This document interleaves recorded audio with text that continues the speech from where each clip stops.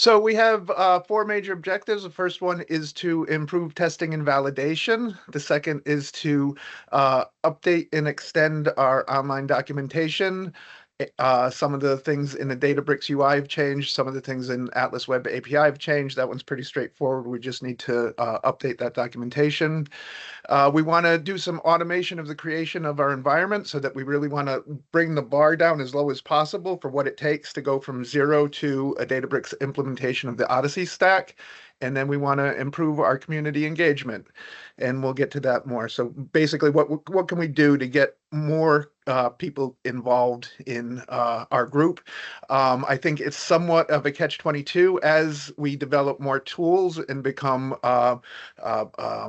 more proficient and more salient in the workspace. People are going to become more interested in using those tools, but how do we get people to engage and contribute to the creation of those tools? And I don't think we're alone in that. I think there's lots of groups that suffer from this, but we need to get creative on that a little bit. So next slide.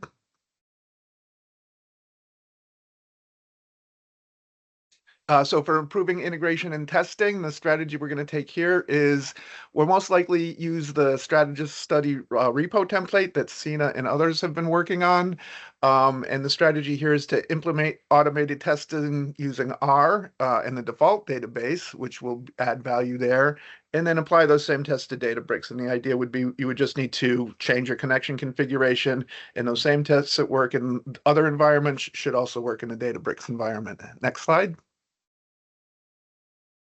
For documentation, this is just straightforward. We need to compare our documentation to our current reality and make the updates. Next slide. And then for the automation and the creation of the environment, as I said, what we want to do is there's a lot of steps to set up this environment, and we want to be able to automate as many of those steps as possible. Next slide.